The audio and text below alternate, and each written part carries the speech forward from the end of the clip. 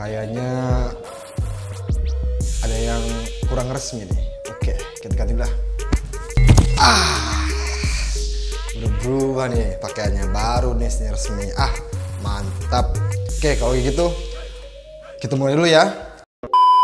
Halo geng, kembali lagi dengan saya Angga Kurniawan di channel yang pasti sangat luar biasa karena memberikan Anda motivasi, inspirasi, dan hiburan-hiburan yang pastinya menjadikan Anda lebih bahagia, lebih happy, dan lebih bersemangat lagi, ya nggak?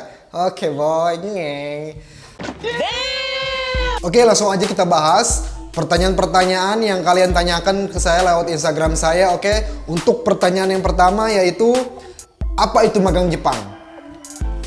Magang Jepang adalah kerja ke Jepang, itu jawabannya. Untuk pertanyaan yang kedua, apakah sama magang Jepang dengan magang anak SMK?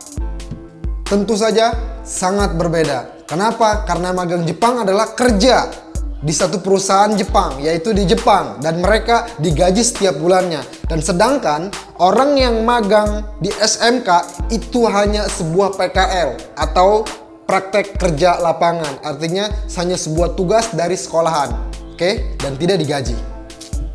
Pertanyaan yang ketiga, apa aja visa yang dikeluarkan untuk kerja ke Jepang?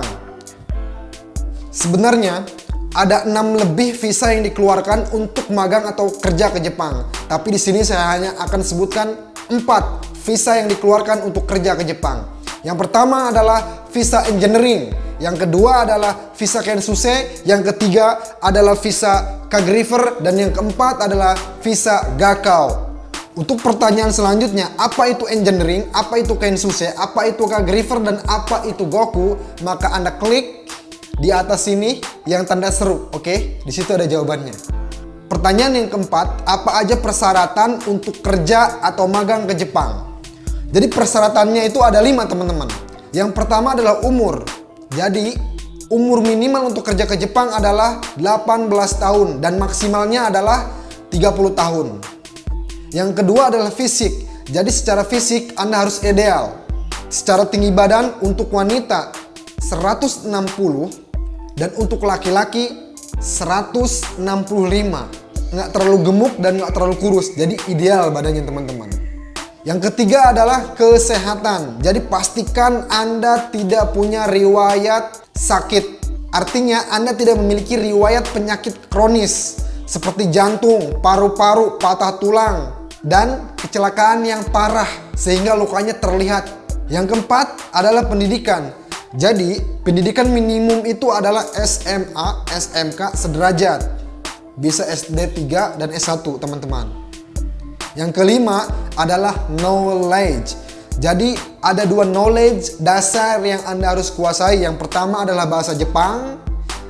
Anda harus menguasai bagaimana secara verbal, artinya percakapan bahasa Jepang. Kedua, pendengaran, yaitu listening. Dan yang ketiga adalah cara menulis bahasa Jepang. Dan knowledge yang kedua yang harus Anda kuasai adalah matematika dasar.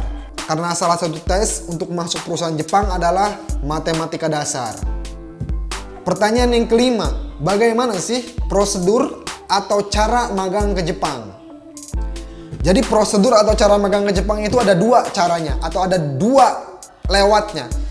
Yang pertama dengan cara atau melewati IM.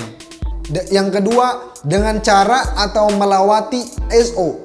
Apa itu IM dan apa itu SO? Maka Anda bisa lihat di link di atas, oke, yang tanda seru. Klik video selanjutnya, oke. Pertanyaan yang keenam, berapa sih gaji di Jepang per bulannya?